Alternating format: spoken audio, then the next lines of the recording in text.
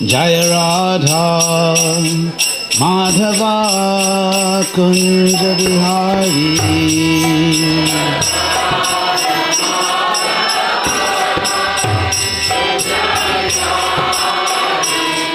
Jaya Radha Madhava Kunja Bihari.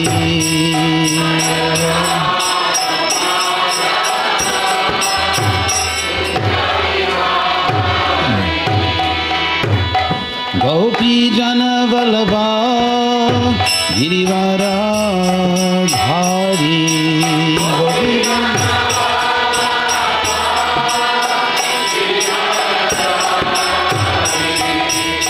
Gopi Jana Vallabha Girivara Dhari.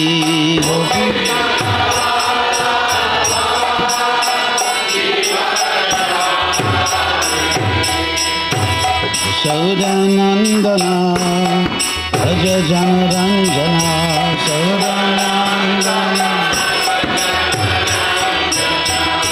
Yashodanandana Raja Jana Ranjana.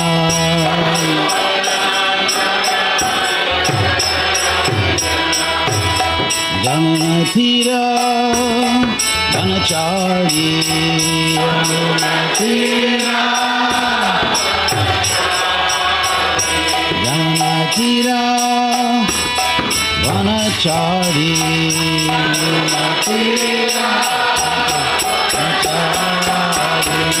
Jaya Radha Madhava Kunja Bihari.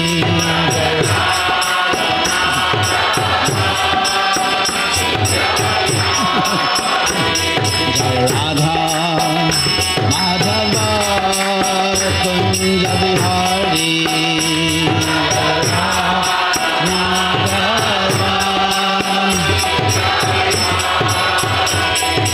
Gopi Jana Vallabha Girivara Dhari.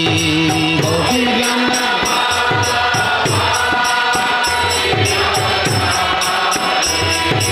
Gopi Jana Vallabha Girivara Dhari. Gopi Jana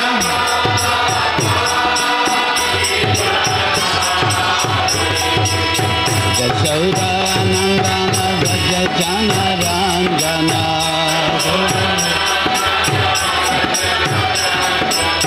Yashodanandana Raja Jana Ranjana.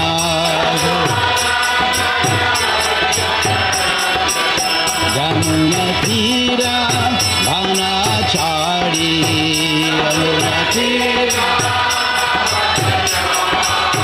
Jamuna Tira Vanachari.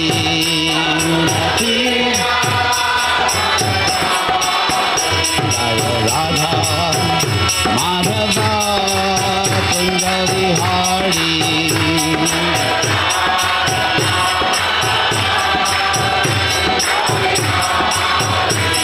Jaya Radha Madhava Kunja Bihari.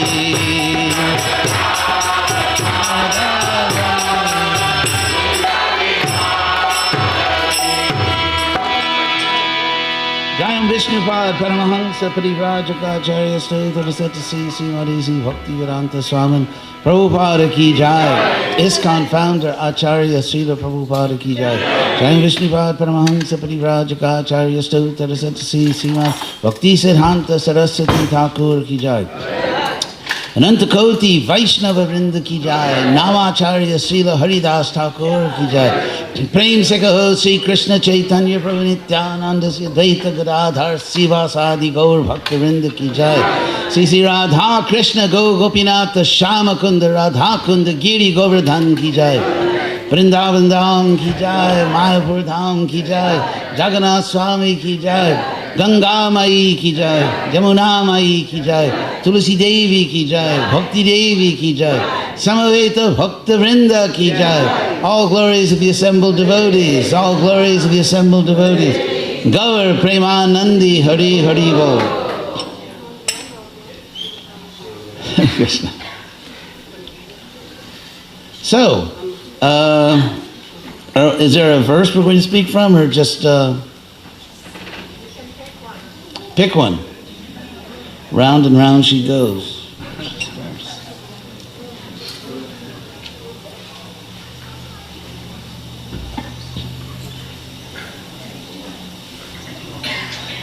Is there a Bhagavad Gita in the house? Let's see. Yes, there is. It must be. It's the Hare Krishna Center. Oh, thank you. You're welcome. So I would like to read a section of the Bhagavad Gita, which is extremely important, in which Krishna is making a powerful argument on his own behalf, and really laying out what is called tattva. So first I'll explain what the word tattva actually means in Sanskrit. It's often translated as truth, but also it's used, for example, in terms like Vishnu tattva or Jiva tattva and so on. So, and in the Bhagavad Gita, Krishna, when Krishna says to approach enlightened souls to learn the truth, in text 434, he describes the enlightened souls as tattva-darshina, those who have seen tattva. Similarly, the Bhagavatam, for example, says Vadanti tattva vidas tattvam yat. So it's a key term. In fact, in the first chapter of the Bhagavatam, when the sage is headed by Shaunaka, actually one of the great poets of the Bhagavatam, a bit underrated, but if you look at the verses spoken by Shaunaka in the Bhagavatam, he's one of the great speakers. But, so in the Bhagavatam, in the first chapter, the sages explain why they have selected Sutta to speak the Bhagavatam. And the reason they give is because he knows tattva. So in the first chapter of the Bhagavatam, these great sages in Naimisharanya explain why they want to listen to Sutta Goswami, because he knows tattva. And in Bhagavad Gita, Krishna says we should hear from people, we should learn from those who know tattva, who have seen tattva. And in fact, in the Bhagavad Gita, infomercial alert, in the version I did, the comprehensive guide to the Bhagavad Gita, I give many examples where Krishna equates knowing, real knowing, with seeing. So, and of course that famous verse in the Gita, 434, Upadekshanti te jnanam jnaninas tattvadarshinaha. So to really know something, you see it. Which is, for example, that famous verse that it's often translated as a higher taste, one who has a higher taste. What Krishna actually says is, parang drishtwani vartate, that one actually becomes detached from material enjoyment upon seeing something superior. And the term rishi for the Vedic sages, they're often called rishis, and that is often translated both within ISKCON, within the Vaishnava tradition, and also by what we lovingly call mundane scholars, often translated as seers, those who have seen the truth. So, I'm going to talk about the word tattva a little bit, explain exactly what this word means, and then give an example of some very important places in the Bhagavad Gita where Krishna defines tattva. So the word tattva is actually, first it comes from the word tat, which if you add an H is English, that. So tat is a demonstrative pronoun, in the sense that it's a pronoun that actually points out something real.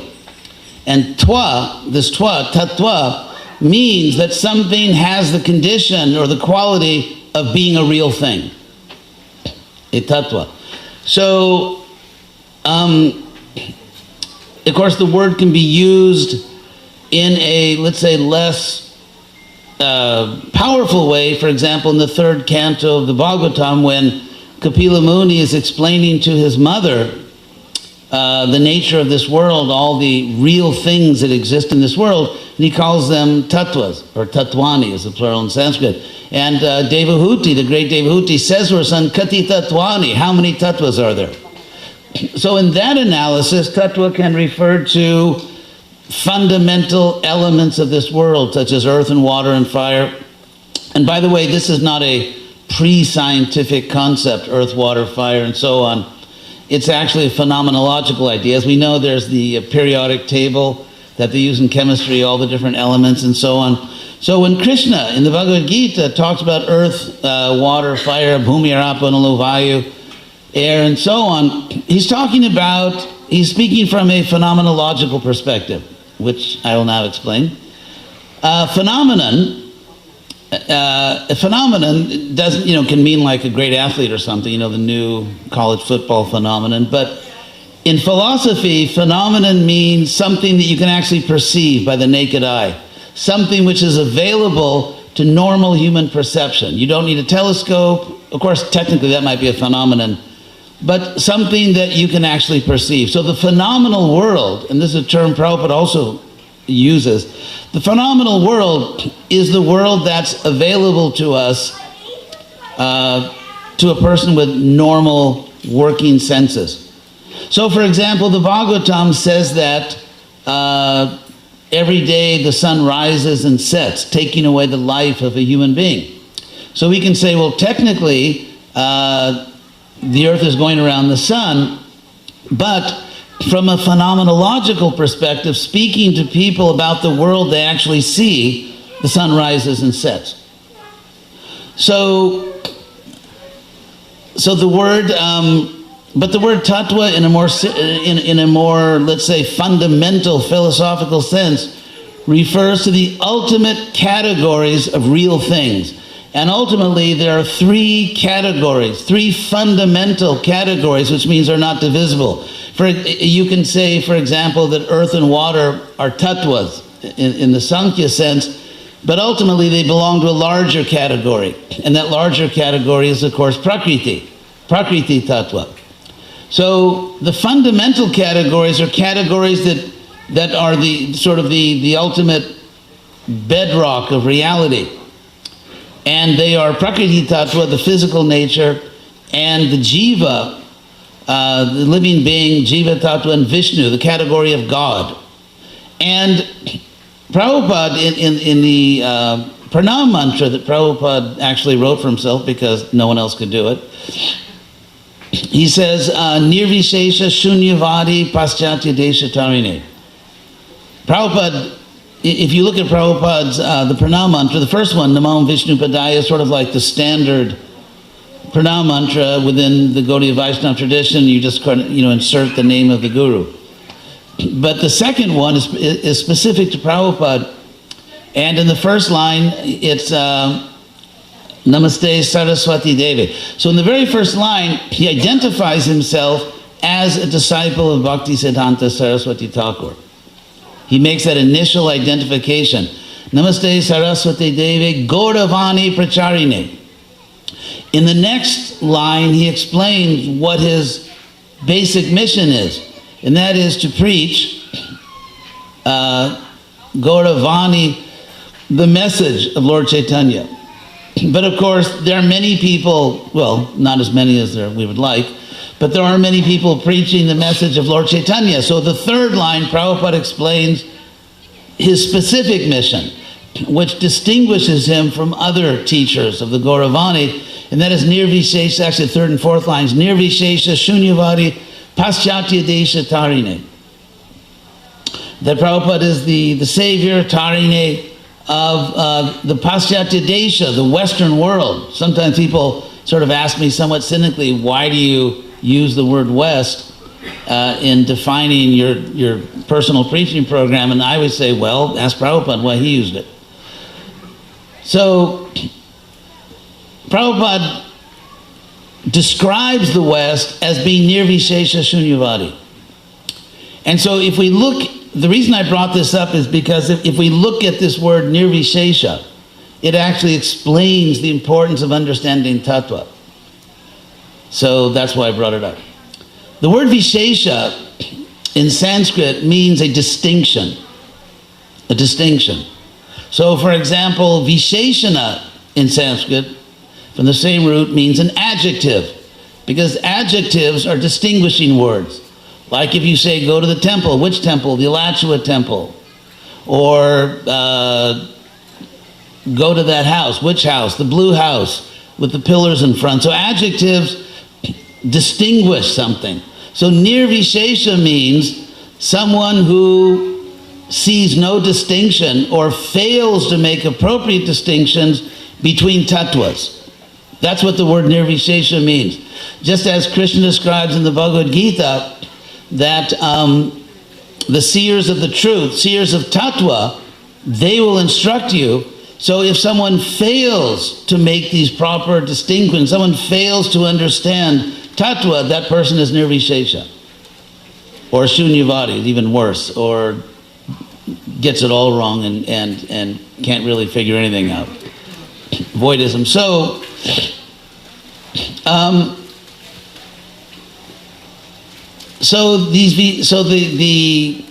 now the word tattva, which means a fundamental truth, in the Chaitanya Charitamrita, because you can see these sort of some shifts in Sanskrit, just which words are used for different things. So one word which is often used in let's say, in later Vedic culture, such as the Chaitanya Charitamrita, is Siddhanta, a philosophical conclusion. And so in the Chaitanya Charitamrita, you find more of the word Siddhanta, and then in the Bhagavatam, you find the word Tattva. Just like, for example, Lord Chaitanya's movement, we often use the word sadhana for spiritual practice, whereas in the Bhagavad Gita, Krishna uses the word abhyasa. So whenever you see the word abhyasa in the Bhagavad Gita, it's what we call now sadhana. Anyway, so regarding tattva, I wanted to read one section in the Bhagavad Gita, and there are various sections. Actually, the first place in the Bhagavad Gita where Krishna really gets into this topic of tattva is right at the beginning in the second chapter, when he talks about, for example, he says, Nasato vidyate bhavo, na bhavo vidyate sataha, ubayorapi drishto, well, explain that, antas tvanayos tattvadarshini. So again, Krishna says the tattvadarshis. So right in the beginning, when Krishna, in the beginning, at the very beginning, he says to Arjuna, like, seriously? I mean, have you forgotten everything? And so after he sees that Arjuna is, he says, like, snap out of it. Arjuna doesn't snap out of it. He says, okay, let's do philosophy then. So in the very beginning, Krishna talks about the tattvadarshis. And what he says is, those who see tattva see, there are two fundamental kinds of existence. So this is even a more fundamental list than the three of Prakriti, Jiva, and Vishnu. Here Krishna says there, because, well, what he says is that there are things that have always existed and that always will exist. And there are things that did not exist in the past and therefore will not exist in the future. And so in a sense, Krishna here is conflating, obviously correctly, the two categories of Jiva and Vishnu, God and the soul, because both are equally eternal. And so therefore, for the purpose of this is, by the way, in Western philosophy, this would be called ontology, which means the philosophy of existence itself. What is the nature of existence itself? So Krishna says that eternal things have always existed and always will exist.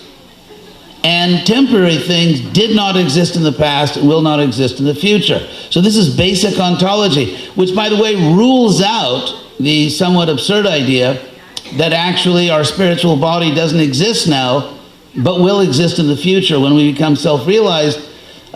This unfortunate idea, in the most fundamental possible way, contradicts Krishna's teachings. Because if it were the case, we would have a third kind of entity which did not exist in the past, comes to exist, and then will always exist in the future. Unfortunately, there is no such thing in the Bhagavad Gita. Anyway, so moving right along. Then when Krishna talks about the eternal soul, at the end of chapter 15, there's a paragraph. You know, we tend to see the Gita just as this verse, then that verse, and the other verse. But actually there are paragraphs in the Bhagavad Gita.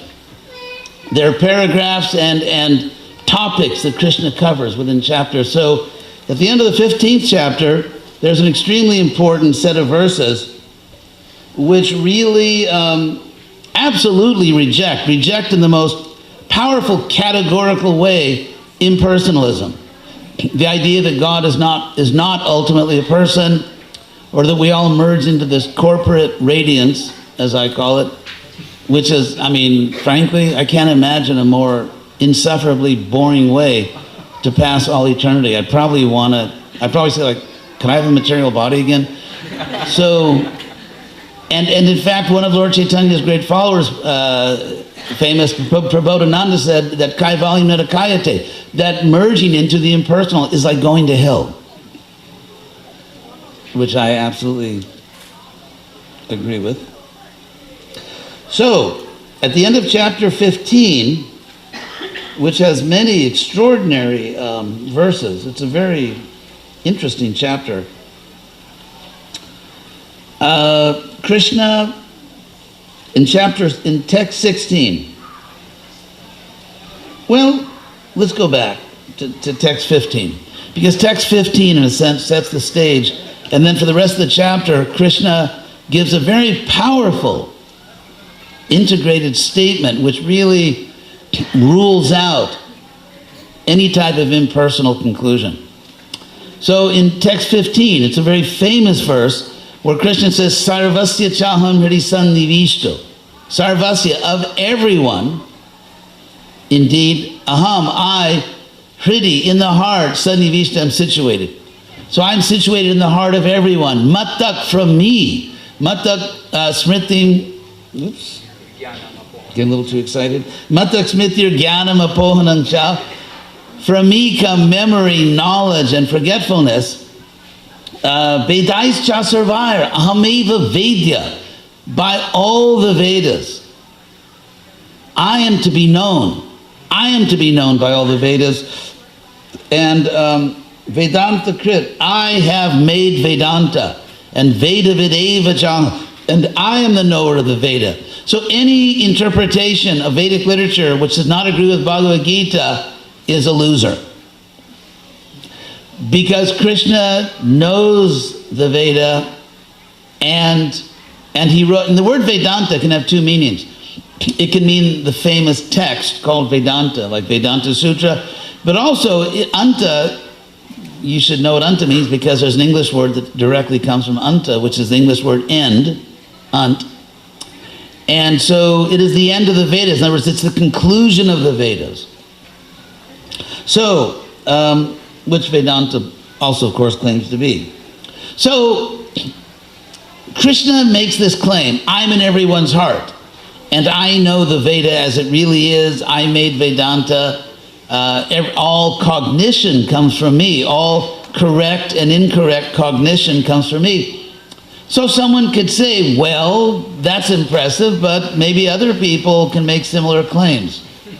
I mean, never mind the contradictions in that, but so therefore Krishna is taking the opportunity here to nail down ultimately this whole topic of personalism and impersonalism. He's already addressed this, of course, explicitly in chapter 12.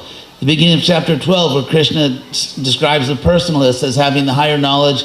The impersonalists, after taking so much trouble, have to become personalists anyway. They just wasted a lot of time. But here Krishna, so here's the statement that Krishna makes, which I think is so important. Krishna says, Dvavimau purushau loke. These are the two persons in this world. These are the two persons in this world. Dvavimau purushau loke. This is a very literal translation. So which are they? There's and the word Purusha means like the soul or living being. Ksharas chakshara evacha. Kshara means temporary, something which will perish, something which is fallible, which is existentially fallible because it stops existing at a certain point.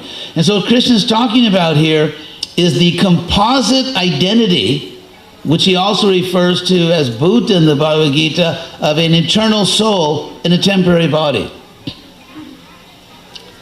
And so, it's like right now, all of us are doing business as males or females, or we have a certain age, certain nationality, ethnicity. So that's just that persona. I mean, really, the correct word would be persona. It's just like when you go to a play and they have a list of the persona, so it's a persona, American or Chinese or this or that or this age or that gender or whatever. That's a persona. That persona did not exist before and will not exist in the future. The soul, who's kind of like the little motor in there, making the persona work, that soul is eternal.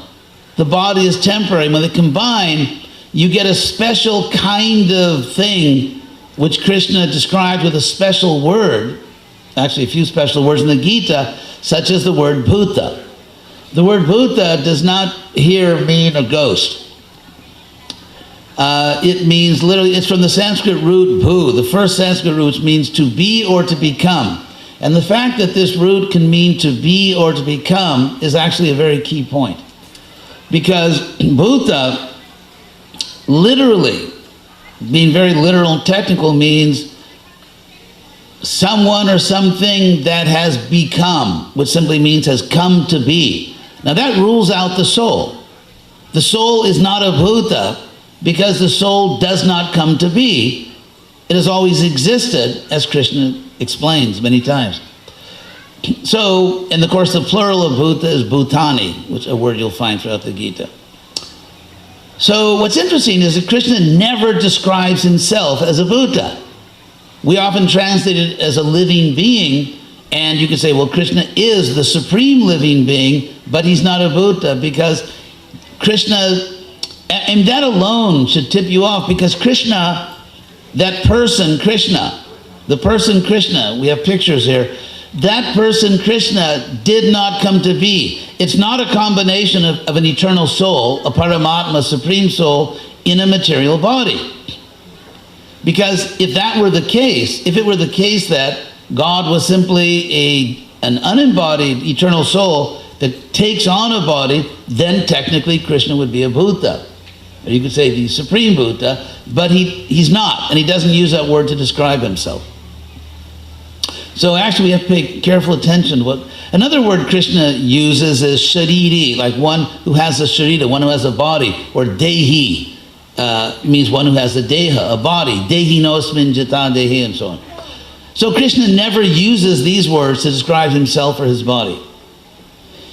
But in any case, so here Krishna is talking about the two categories of living beings in this world. He says one category is kshara, which means perishing, which means it came to be and will pass out of existence, which is our persona.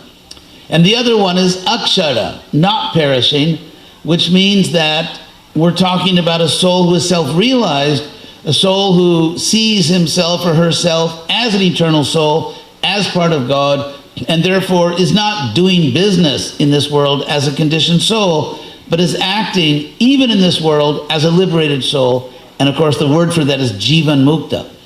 Even though the soul is living in this world, that soul is actually liberated. But now, so having said that, Krishna then goes on to say, he says, Dvavimal Purusha Loke. These are the two Purushas, the two categories of persons in this world, the perishing and unperishing. Ksharat Sarvani Bhutani. Again, the word Bhutani. So it's very, because he says all Bhutas are perishing. And of course, this is, you could say, you could even say it's sort of a logical truth, in the sense it's true just by the definitions of the words. For example, this is a philosophical term. An example of a logical truth in Western philosophy is all bachelors are unmarried. Because that's what the word bachelor means. So something which is true just by the definitions of the words is a logical truth.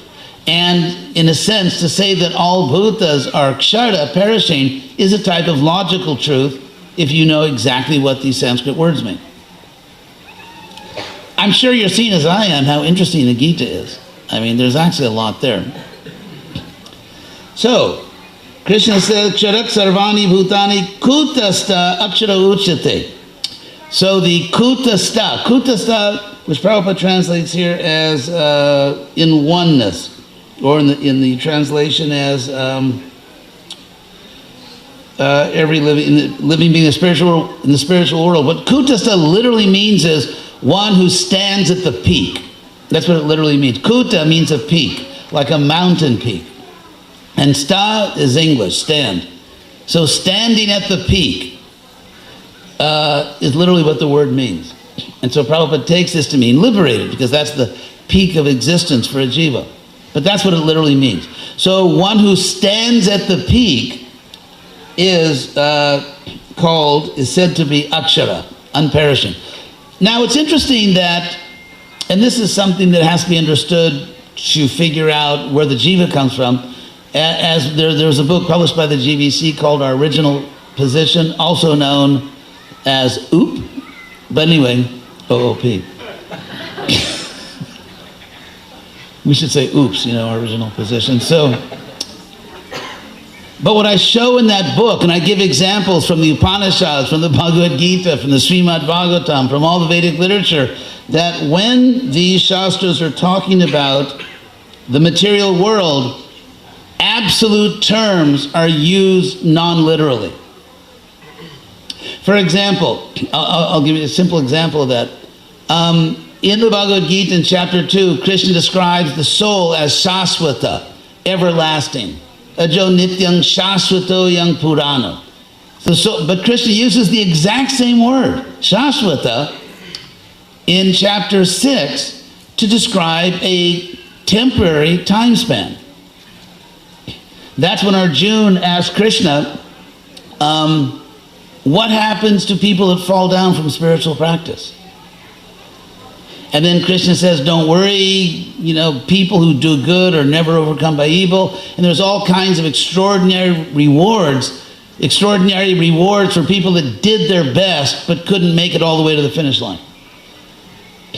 So then, in describing these extraordinary rewards, Krishna says that some very fortunate people that Prapya, they go to Punya Kritang Lokan, they go to the worlds of pious actors, and Ushitwa, having dwelled there, Shashwati Sama, for endless years, Suchinang Srimatang Gehe Yoga Brasto Vijayata, they come back to this world with an excellent birth. So Krishna says, they weren't there, they go there, they stay for some time, and they come back. And so that clearly temporary time span is described as Shaswati, just the feminine of Shaswata, the exact same word that Krishna uses to describe the soul who is really eternal, whom Krishna has already said always exists and always will exist. So when you find words in the Shastras like anadi, called that for since endless time, we're in the material world. It does not mean literally endless, and I give many, many examples to prove this from all kinds of Vedic literature. Just a little note there. So, don't take candy from strangers. Anyway, so Krishna says that the one who stands at the peak. So here's another example, because Krishna says all living beings are kshara. All living beings are perishing. So if he was using the word all literally, there'd be no one else to talk about. But there is someone else to talk about. There's a soul who's not perishing. So you could say, if you take the words in a technically literal sense, this is a direct contradiction. All living beings are perishing. However, the one who stands at the peak is not perishing. How could the one standing at the peak not be included in the term all beings? Because for one thing, Krishna says all bhutas, and a liberated soul is not a bhuta, for reasons I already explained. Anyway, so all this is going on in the Gita. It's really a very interesting book. Let me have to I highly recommend the Bhagavad Gita. So then Krishna says, but okay, now here is a real punchline, literally. Because Krishna's talked about the perishing, the unperishing, and those are the only two categories. Those are the only two categories. There are only two categories of souls in this world. There's not a third category of jivas. But then Krishna says, Uttama Purusha, but the supreme person, Tuanya, is someone else. The supreme person is someone else. So now, if upon liberation you become God, that doesn't work. Because Krishna says the supreme person is someone else.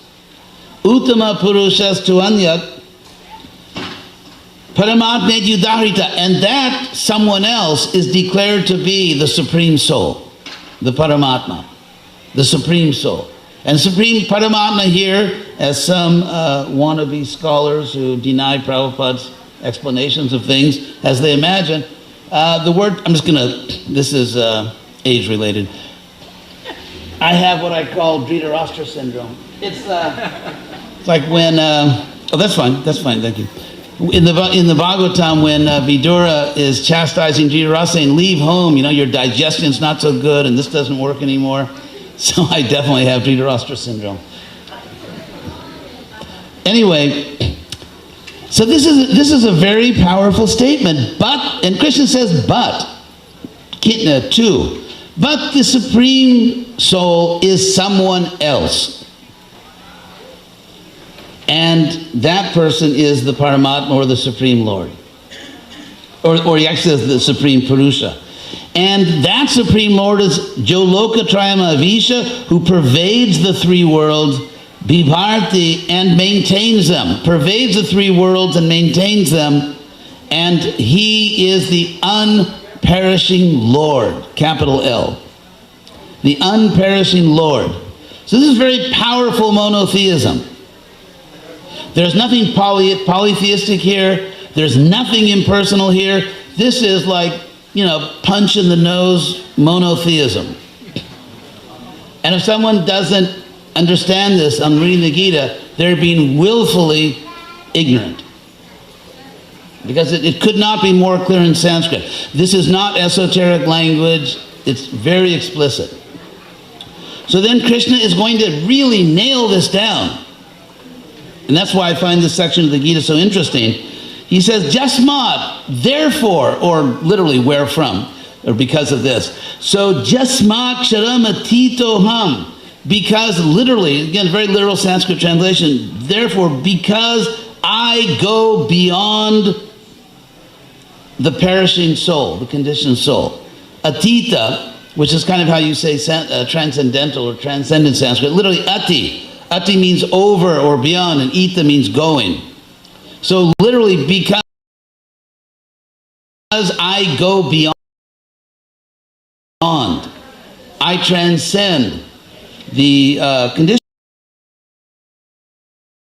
soul, aksharada pichotama.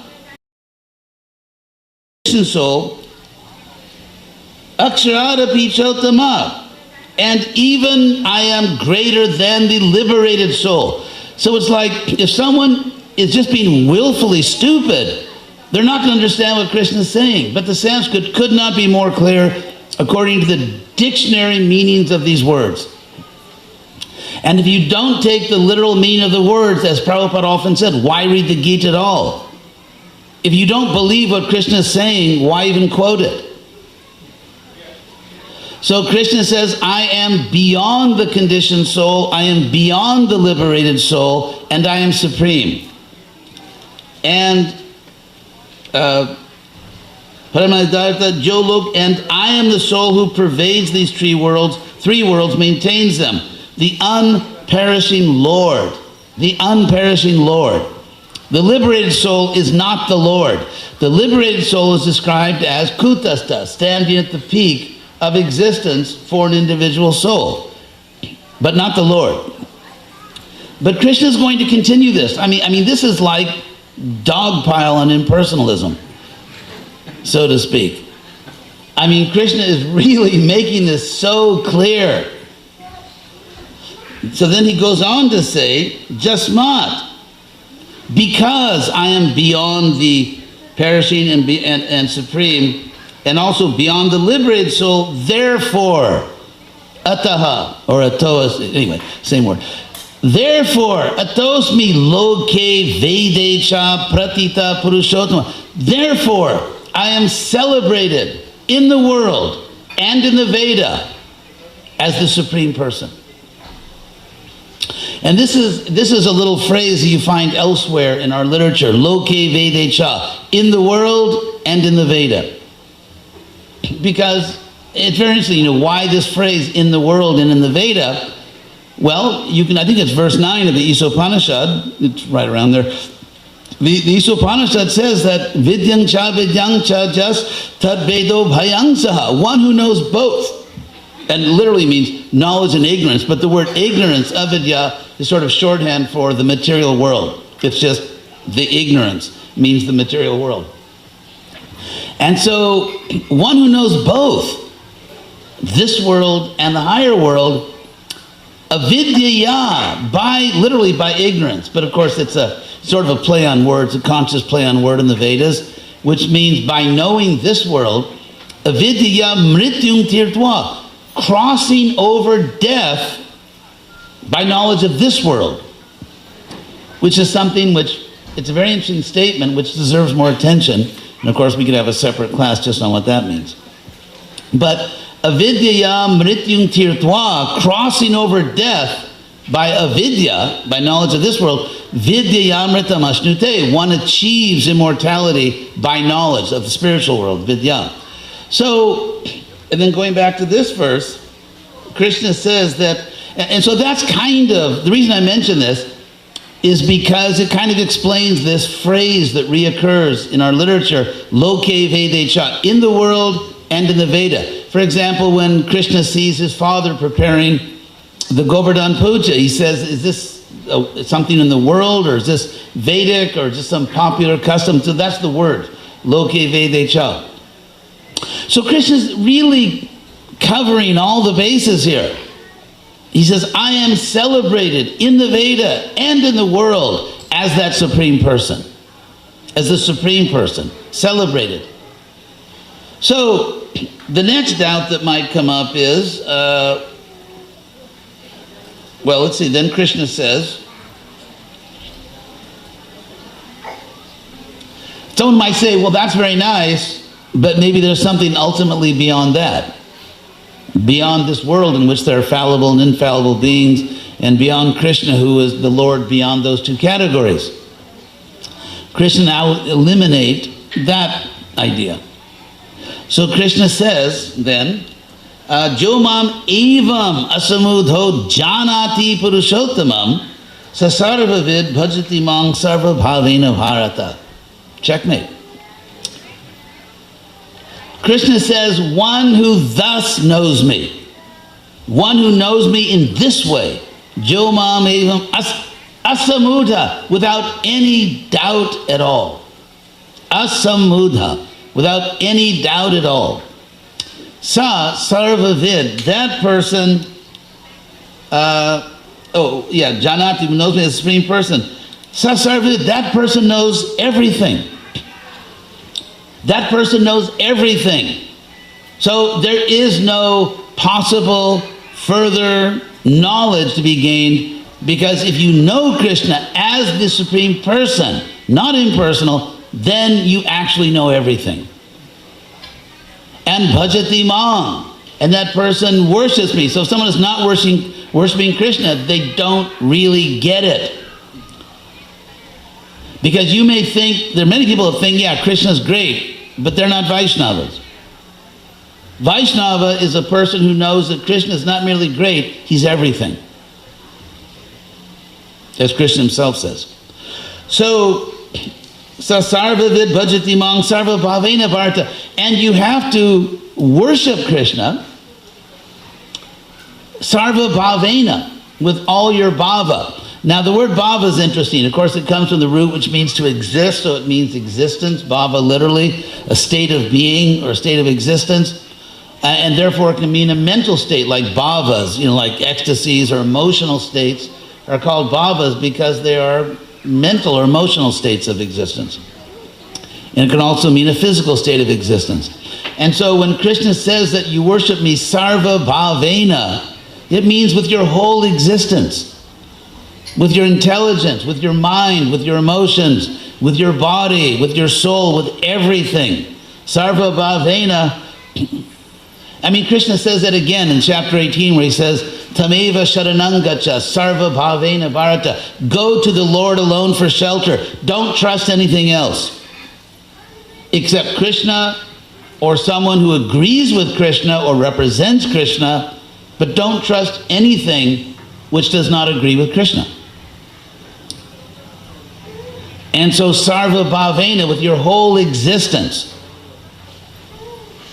Now, the last doubt that one could bring up here is that, okay, that is obviously the philosophy of Bhagavad Gita.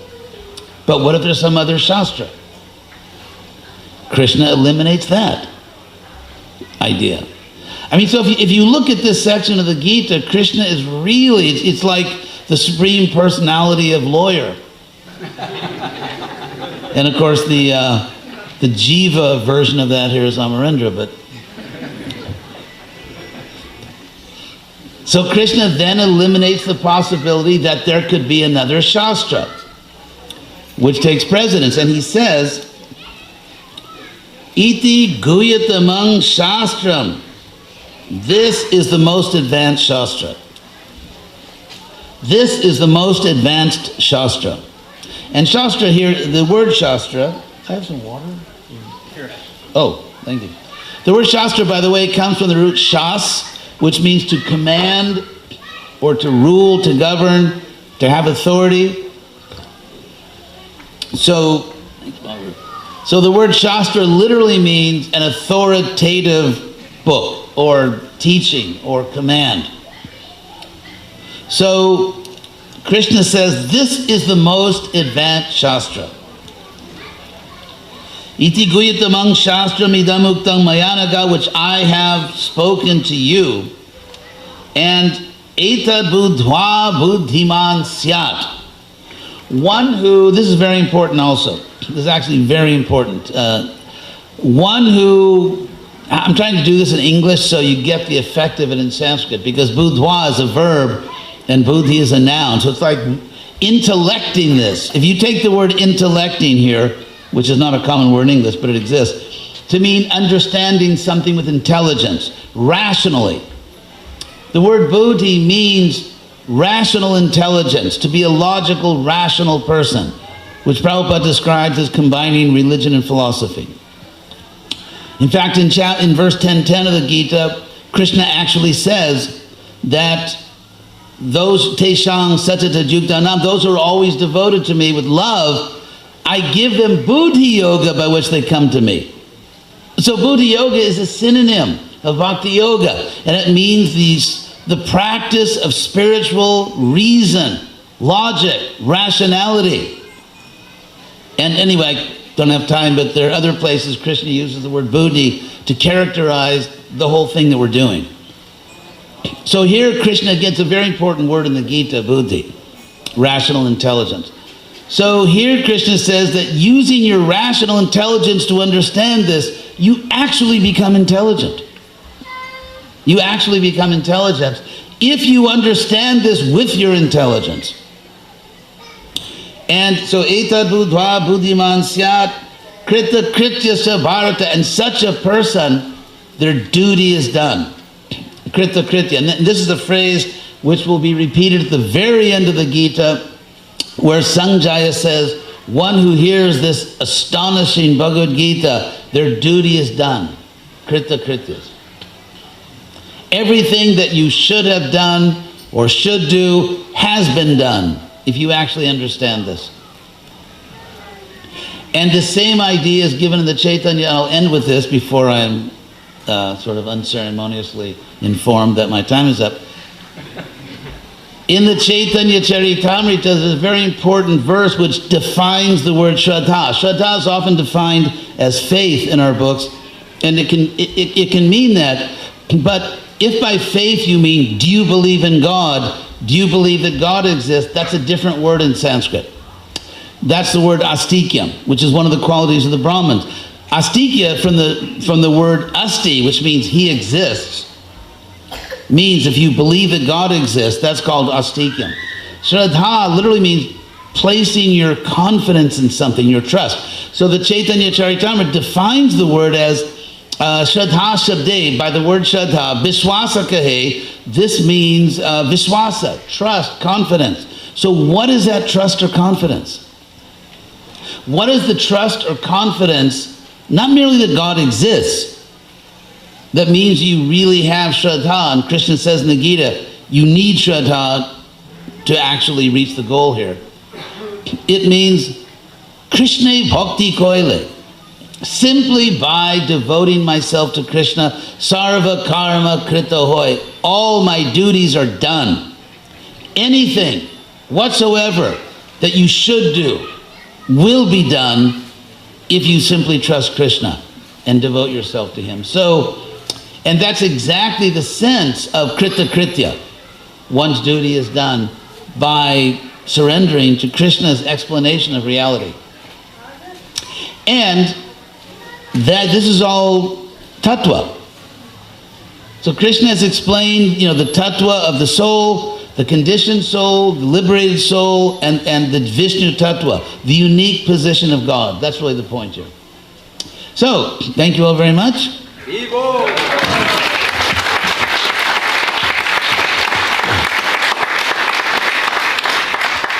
It's a real pleasure to be here in this extraordinary Vaishnava community. So any questions quickly that,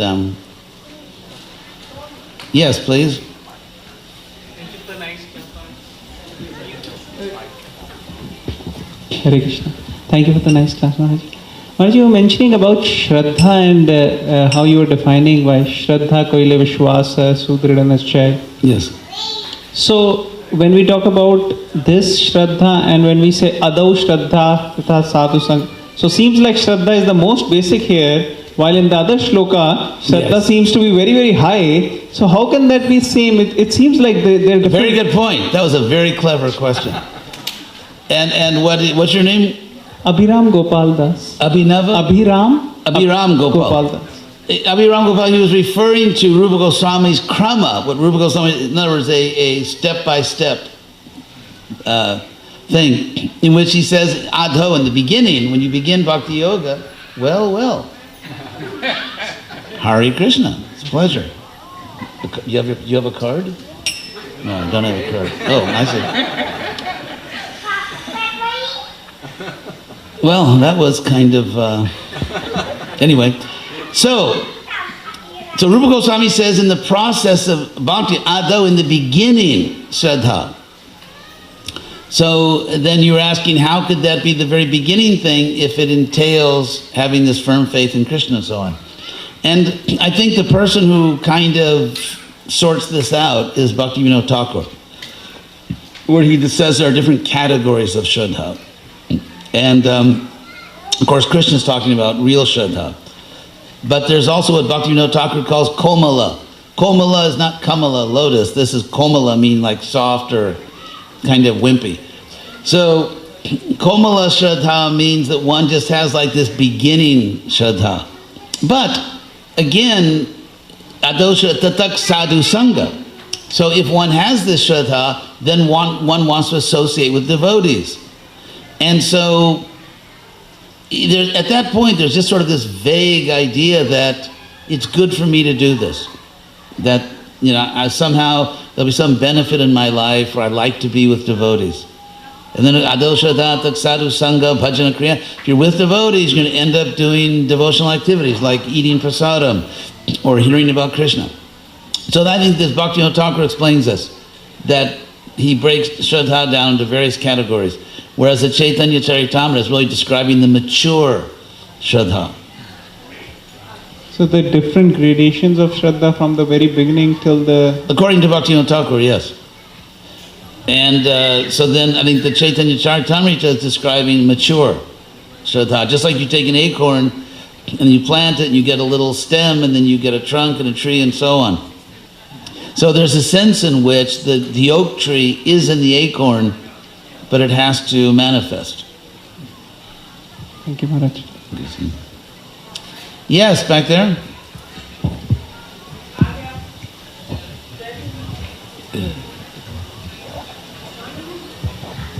Hare Krishna.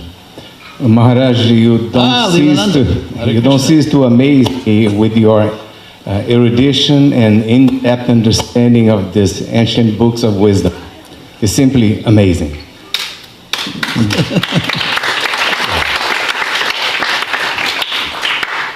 You did mention that when the jiva knows Krishna, then he knows everything. But if he knows everything, then he would be omniscient. So how does that work? We have a very clever group here. Well, first of all, Krishna himself says in the famous verse 719 that Bahunam Janmanam Ante, after many births, Jnanavan Mam Prapadyate, one who has knowledge surrenders to me, knowing that Vasudeva Sarvam, Vasudeva is everything. And so when we know everything, Sasarvavid Bhajati Mang, and Krishna says, the one who knows me knows everything and worships me with all his heart. So, again, it's tattva. Because when because you know all the tattvas, you know what God is, you know what the soul is. It doesn't mean you know what I had for lunch today, but you know that I'm a jiva. You know that I'm an eternal jiva soul. I know that you're an eternal soul. And we know that we're all servants of Krishna. So to know everything means to know tattva. So in this sense, it doesn't mean to be omniscient. And for example, and also Arjuna says in chapter 11 of the Bhagavad Gita, Arjuna says to Krishna, Sarvam samapnoshi, you encompass everything. Tatoasi sarvam, therefore you are everything. So Krishna says, know me is everything. And so if you know Krishna is everything, then you know everything in the sense of tattva, because the rest is just the details. But there's a categorical understanding of everything. I hope that's okay. I hope you don't want a refund. Yes, please. Yes. Hare Krishna.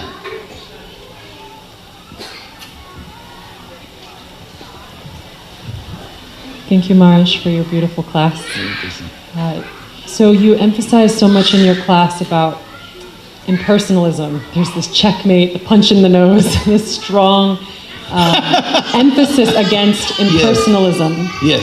And that Krishna is refuting that. Yes. And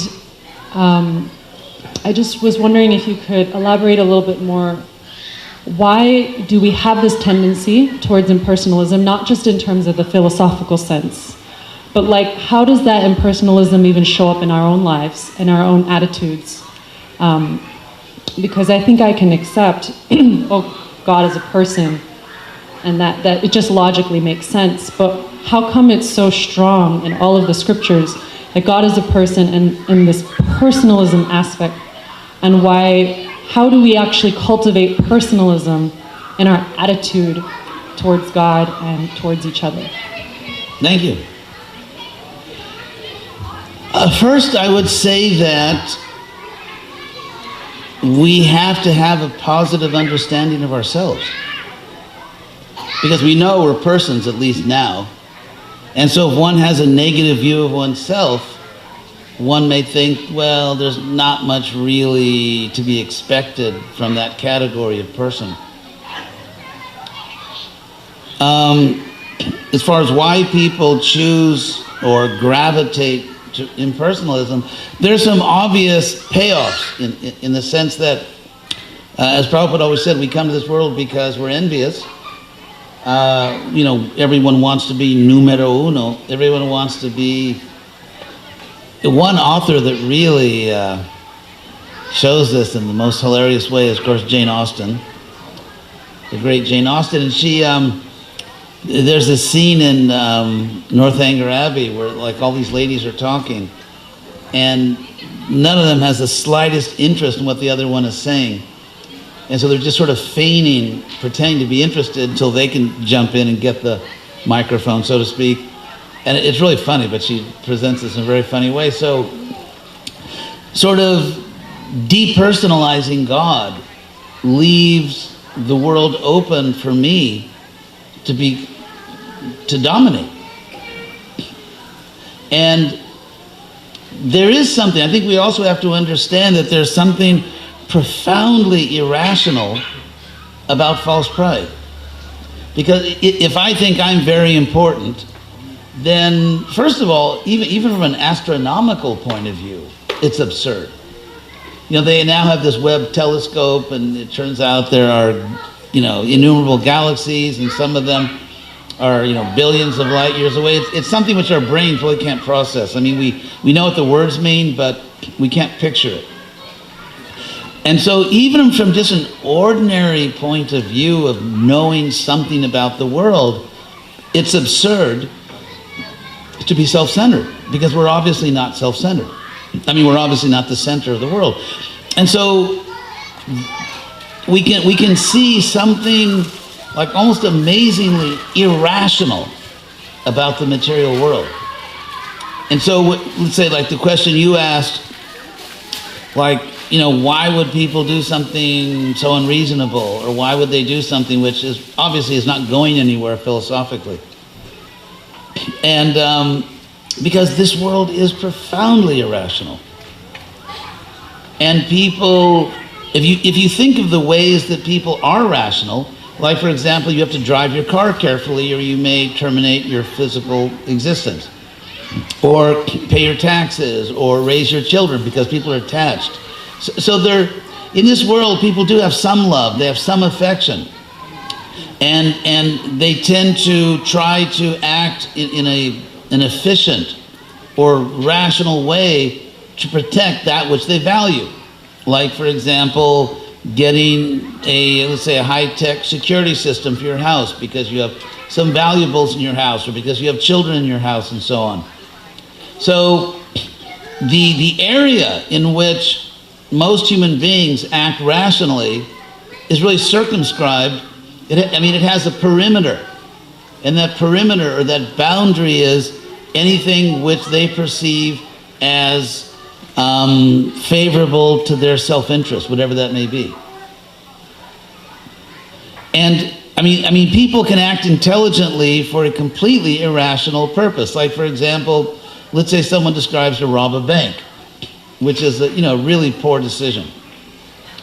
So once they make that decision, they proceed quote unquote rationally, like, okay, this is the best time of day. This is, let's drill into the, like those crazy movies you see, we'll drill into the, the bank safe or something. So people, once they have, let's say, even an evil purpose or a destructive purpose, they proceed irrationally. But what's really happening there in terms of, let's say, Bhagavad Gita psychology, is that our rational intelligence is supposed to be above the mind, and then the mind is like our emotions, our feelings. So when your mind, so to speak, colonizes or takes over your intelligence, so the mind, the irrational emotional mind, takes over and decides what you're going to do, and then sort of enslaves the intelligence and forces the intelligence to figure out the most rational way to pursue a completely irrational goal.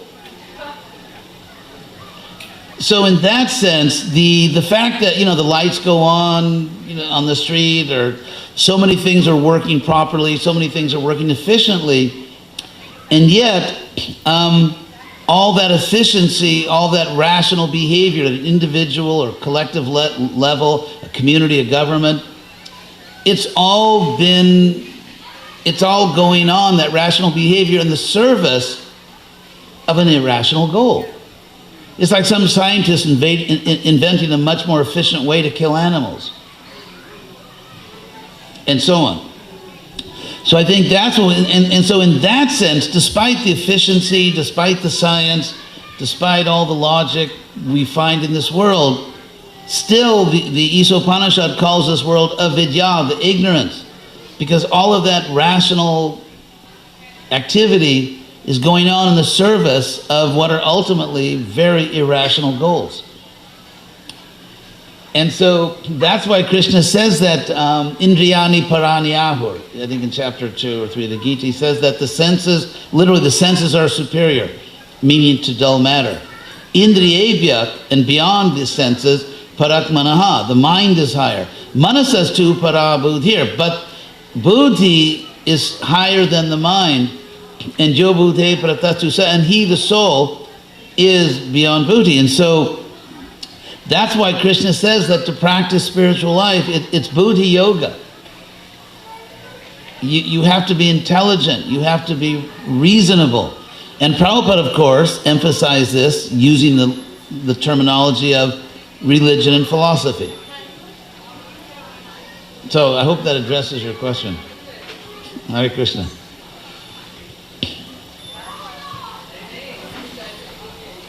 Anyone else in the ladies section? If not, there's someone here in the men's gallery. Yes. Oh, that's Hare Krishna. Murli Gopal. Yeah, Hare Krishna Maharaj. Hare Krishna. Thank you very much. I really love your point of bringing buddhi back. One thing that you were talking about was the tattvas. And the first ones, earth, water, fire, air, and the ether. It seems like they have been defined and they have not been defined. So it's like, wait, here we have the seers, we have, like all of these people who have to know the tattvas. And yet we see in the commentators of, Vaisheshika and Sankhya and all of that they really don't even understand these very basic principles of earth, water, like that. Even there are so many inconsistencies with what is the body made of. You mean the Sankhya literature? Yes. There's we don't even know what. Okay. So yes. How is it that Simple solution to that, and that I think the solution to that is a statement made by an authority about the fact that over time, even sacred texts tend to deteriorate. Well. Who's this gentleman? So, and because, we may think that no, once a Shastra comes into being, it just goes on forever. No, there's actually a statement from a teacher who says that over time, even a sacred text tends to deteriorate. And the person who makes this statement is Krishna himself in the Bhagavad Gita. When he explains that's the first statement we have of the danger, the difficulty of text preservation. And Krishna says, I spoke this to Vivaswan to his son Manu to his son Ikshvaku, and then evam parampara praptam, thus it was received, but sakali neha mahata, by great time, which could mean a great period of time or a powerful time. Sakali neha mahata yoga nasta, the actual spiritual science was lost. So this stuff masquerading as Sankhya, the text and I know there are other devotee scholars that take this very seriously. I take it much less seriously because it is a corrupted Sankhya. It is a corrupted Sankhya, and our Sankhya is found in the Bhagavatam, in the 3rd canto, coming from God himself, Kapila speaking Devahuti. So you can't beat it. It's Sankhya taught by the Lord himself. And I remember when I was at Harvard, I was doing some research on this, and I remember there was a statement in one scholarly book saying that many scholars believe that actually the Vaishnav Sankhya is the original Sankhya. So even there, as we call them, mundane scholars who believe that. So yes, the fact that something appears historically in Sanskrit in India is not at all sufficient for us to say this is authoritative. So we have a perfect source to measure any so-called Sankhya against, which is Lord Kapila's own teachings.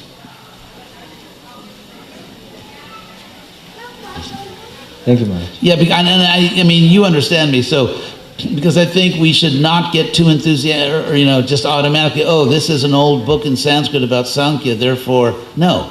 It may be wrong. It's not that every old book in Sanskrit is an infallible, divinely revealed text. Yes? So, Maharaj, in this case, you would mention... Maybe this will be the last question, unless there's some ladies who have a question. Yes?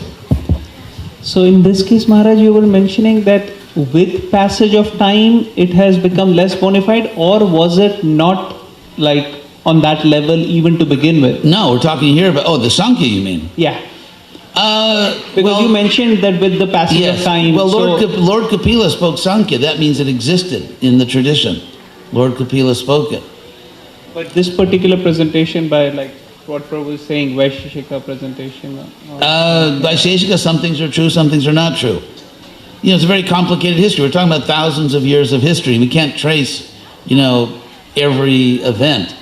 And to me, it's sufficient to know that we have an infallible presentation of Vaishnava Sankhya spoken by the Lord himself, and anything that doesn't match that, I don't accept. Simple. Thank you. So thank you all very much. It's a pleasure. Hare Krishna.